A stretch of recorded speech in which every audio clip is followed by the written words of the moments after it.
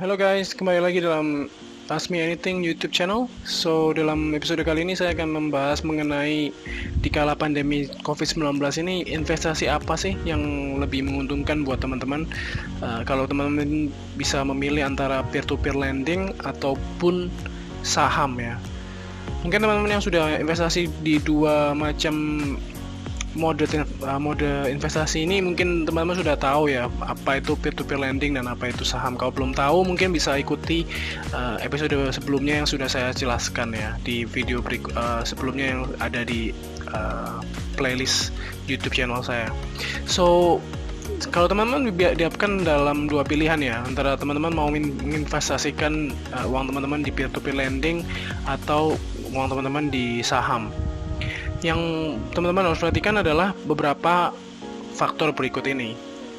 So, pertama yaitu dalam peer-to-peer lending itu resiko gagal bayar atau yang namanya non-performing loan itu ada ya.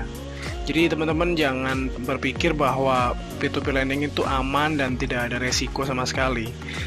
Tetap ada resiko, cuman kalau di saham itu resikonya itu lebih ke arah bankruptcy atau perusahaan itu nggak mampu membayar beban atau piutang atau utang yang sudah ditagihkan seperti itu. Makanya ketika teman-teman memilih investasi saham itu teman-teman harus benar-benar memperhitungkan yang namanya debt to equity ratio atau rasio utang ya. Rasio utang perusahaan itu terhadap modal yang ada.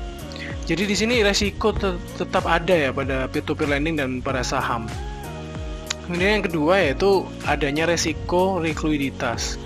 Jadi kalau peer-to-peer lending itu teman-teman harus juga bersiap ya, karena peer-to-peer lending ini di sini adalah suatu platform saja ya, sebagai semacam seperti makelar ya. Jadi kalau teman-teman melihat bahwa peer-to-peer lending ini dengan semakin meningkatnya non-performing loan atau kredit macet itu membuat peer-to-peer lending ini menjadi bermasalah, itu sebenarnya nggak sama sekali, karena peer-to-peer lending di sini adalah semacam perantara atau makelar.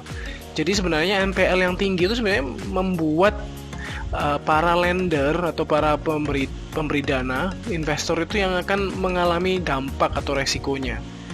Jadi kalau ditanya apakah peer-to-peer lending akan survive, kemungkinan akan survive di kala krisis karena mereka sama sekali nggak mempunyai beban NPL ya. Kalau teman-teman bandingkan dengan pihak bank, itu kalau NPL-nya tinggi maka bank itu akan menjadi bermasalah seperti itu karena banyak sekali kredit macet yang ada. Tapi kalau di peer-to-peer lending itu yang mengalami kredit macet itu sebenarnya adalah pemberi dana ya. Jadi pihak lender itu yang akan mengalami resiko likuiditas, yang berarti adalah investor, yaitu teman-teman sendiri, seperti itu. Sedangkan yang di saham itu resiko yang ada adalah resiko untuk teman-teman mengalami cut loss ya.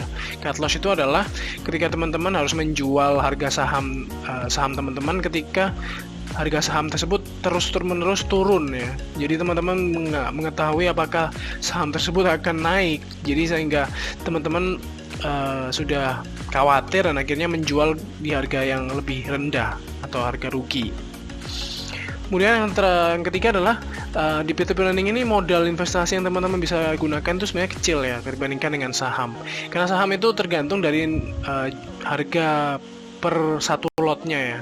Dan kemungkinan kebanyakan besar itu harga per lot untuk saham itu di kisaran 1 juta ke atas. Jadi modalnya relatif lebih besar ketimbang peer-to-peer lending, karena peer-to-peer lending ada juga yang sudah memperbolehkan yaitu investasi mulai dari seharga 100.000 atau 10.000 seperti itu. Dan kemudian di peer-to-peer lending itu juga return on investment juga kecil ya. Jadi return per tahunnya misal 11%, 8%, 12%. Jadi udah pasti, tetapi dibandingkan dengan saham itu lebih kecil. Tapi di saham itu return on investment-nya juga ada suatu yang namanya ketidakpastian, yaitu kadang bisa sampai 20%, 25%, atau kadang sampai 100 sampai 400%. Kadang juga bisa 0 ataupun negatif ya. Jadi negatif itu pada saat marketnya bearish itu, jadi harga sahamnya turun terus sehingga teman-teman harga saham yang teman-teman beli itu mengalami penurunan setiap hari. Seperti itu. Dan yang terakhir yaitu adalah kemampuan untuk memilih risk yang teman-teman mau ya. Jadi dalam arti ini untuk peer-to-peer lending itu teman-teman bisa meminimalisir resiko ya dengan cara memilih borrower yang rendah resikonya. Jadi low risk borrower. Contohnya adalah misal teman-teman memilih yang kredit skornya A atau A+ dan yang lain-lain. Jadi yang sudah pasti lah ya, pasti untuk bisa mengembalikan hutang tersebut. Nah, sedangkan yang di saham itu teman-teman juga memilih saham-saham yang punya capital market yang besar dan punya kemampuan untuk memberikan return yang bagus ya. Contohnya seperti blue chip stock dan yang lain seperti itu. Nah, disitulah teman-teman harus memilih dengan benar apakah saham itu bisa dijadikan sebagai patokan atau enggak. Misal harga saham blue chip itu meningkat atau menurun seperti itu. Itu yang jadikan patokan. Jadi overall di sini kalau teman-teman lihat bandingkan ya, kalau teman-teman memiliki jumlah dana yang terbatas, itu sebaiknya teman-teman berinvestasi di peer-to-peer lending karena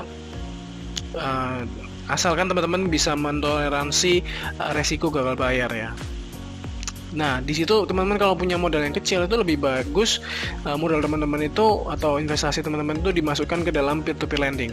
Tapi sedangkan kalau misal teman-teman punya tingkat kemodalan yang cukup, mungkin saham bisa jadi satu opsi. Karena return-nya juga lebih besar ketimbang peer-to-peer lending yang sudah pasti ya, return on investment-nya udah pasti ya. Jadi nggak perlu harus berspekulasi lagi seperti itu. Nah, sedangkan kalau teman-teman juga tidak mempunyai deadline, jadi dalam artian deadline itu adalah teman-teman butuh uang ini segera atau teman-teman ini butuh uang teman-teman dalam jangka waktu 1-2 tahun, maka saham ini menjadi suatu opsi yang bagus ya, karena sudah terbukti bahwa setelah 5-10 tahun itu kinerja saham itu pasti akan naik ya, jadi nggak mungkin turun. Jadi saham itu akan berubah dari kisaran nilai yang saat ini menjadi lebih tinggi dalam waktu 5-10 tahun. Jadi dalam jangka panjang kalau teman-teman lihat grafik IHSG atau grafik saham teman-teman yang teman-teman mau investasikan tuh pasti dalam jangka 5-10 tahun tuh pasti akan naik. Jadi kalau teman-teman misal untuk jangka waktu panjang itu peer-to-peer lending menjadi suatu hal yang nggak menarik ya. Nah, yang ketiga itu adalah ketika teman-teman mengharapkan return yang pasti.